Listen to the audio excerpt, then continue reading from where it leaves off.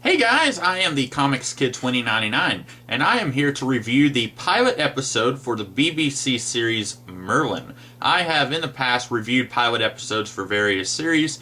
Mostly with a pilot episode, I'm looking to see, does this introduce all of the characters adequately?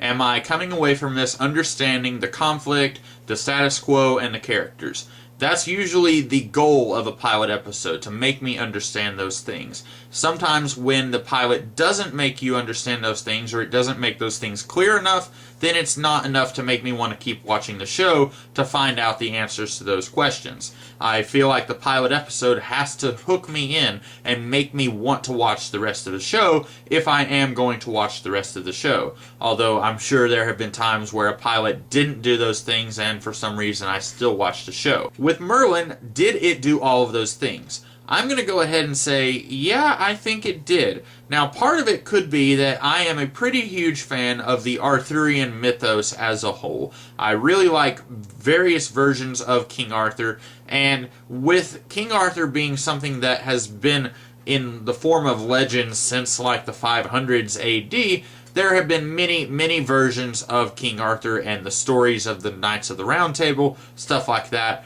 Each version is usually very different, so you don't have a consistent continuity of King Arthur's stories, so that's going to create many different versions of the story, and I like almost every version that I've ever come across. There are some that I like more than others, but for the most part, this is the kind of show that I am really going to enjoy because of the source material. So on the one hand, I do know a decent amount about King Arthur, Merlin, Camelot, stuff like that. I'm not going to profess to be an expert, but I probably know more than Joe Schmo on the street who doesn't care about King Arthur at all. But at the same time, since there have been many contradictory stories about King Arthur, that is not exactly helping audiences to get to know these characters before they've even seen the show.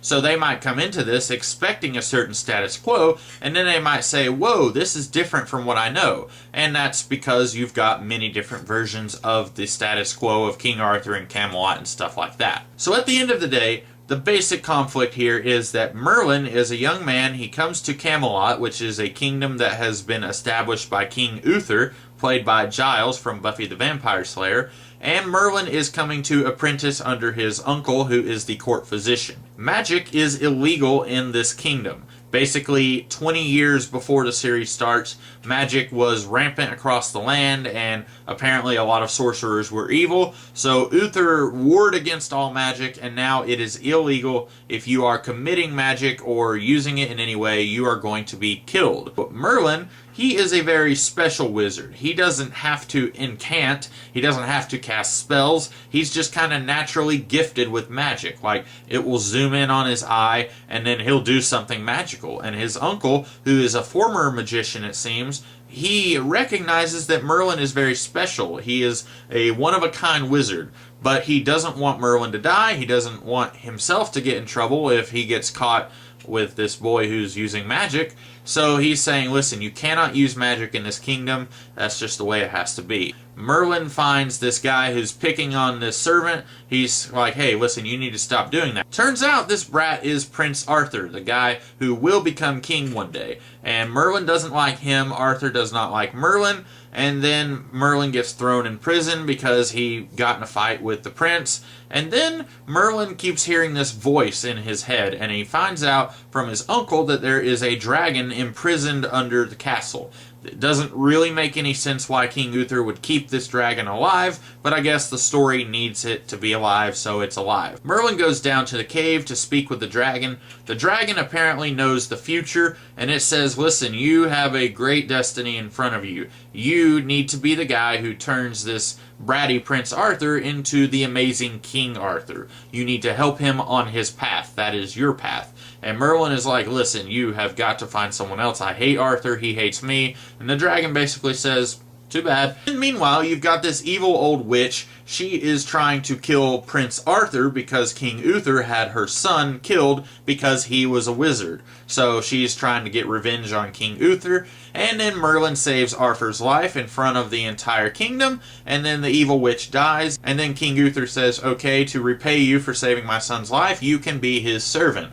And Arthur and Merlin are both like, oh no, this guy, really? That's the basic status quo. Merlin is not the wise magical mentor figure that he often is in every other version of the story that you've come to know. He's basically just a servant. He has to listen to Arthur, but he knows deep down in his heart that he has to follow this destiny that the dragon has outlined for him. So he has to find a way to turn Arthur into a wise, benevolent king. Maybe he's going to try and convince Arthur that when your father dies, maybe it would be okay if you let magic be a thing in your kingdom. Hint, hint.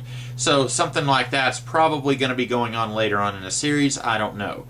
Then you've got Guinevere. She is the maid to the Princess Morgana. Now, this is a little bit of a point where I'm not really sure what's going on with the series. In previous versions of the Arthur story, Arthur and Morgana / Morgan Le Fay / Morgause, they are half-siblings. Here, they don't seem to be related, but Morgana is the ward of King Uther, so maybe Uther is her biological father, maybe he knows, maybe he doesn't know.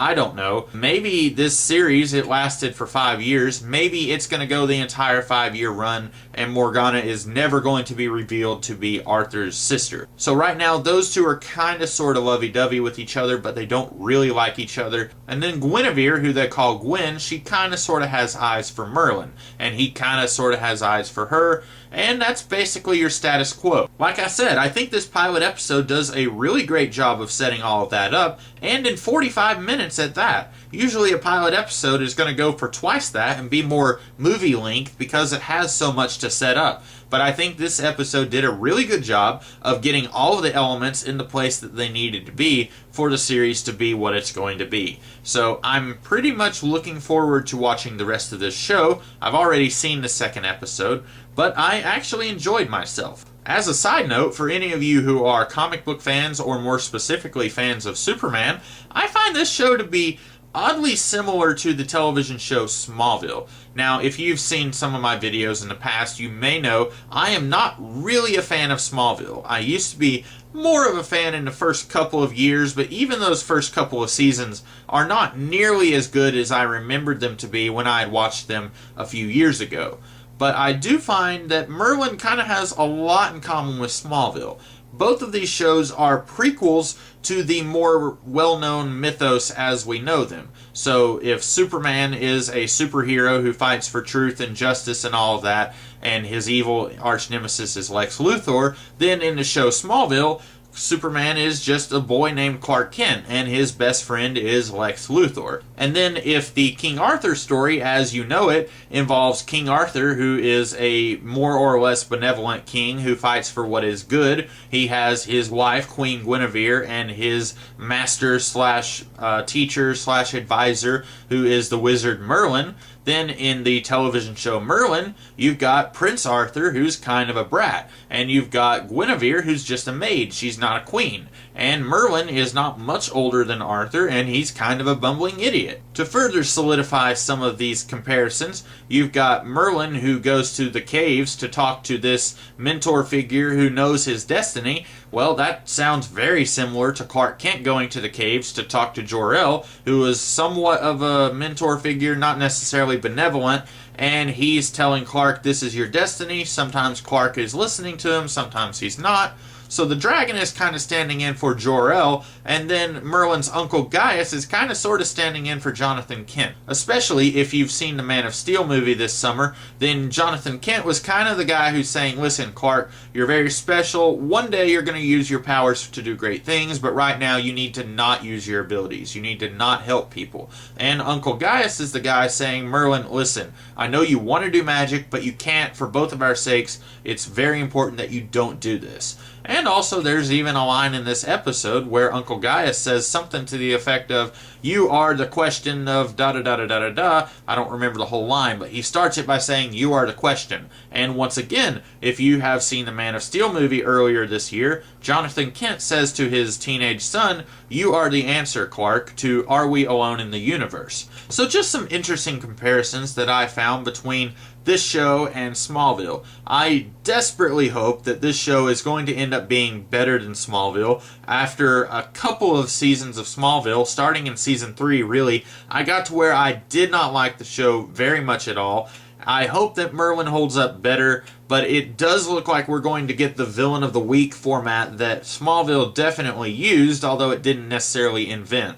So if you replace villains who are powered by kryptonite and are crazy with villains who are powered by magic and are crazy, then you've basically got Merlin instead of Smallville. So overall, I thought this episode was really good. I am looking forward to watching the rest of the show. I'm not going to lie, part of that excitement does come from my general excitement over stuff that involves King Arthur, but this is also a pretty good show, I think. So I'm curious to see what you guys have to say. Tell me in the comments below, or if you have seen this pilot and you want to do a review, go ahead and do a video response to my own review if you so choose. In the meantime, I will see you guys tomorrow with a different kind of video. Catch you later.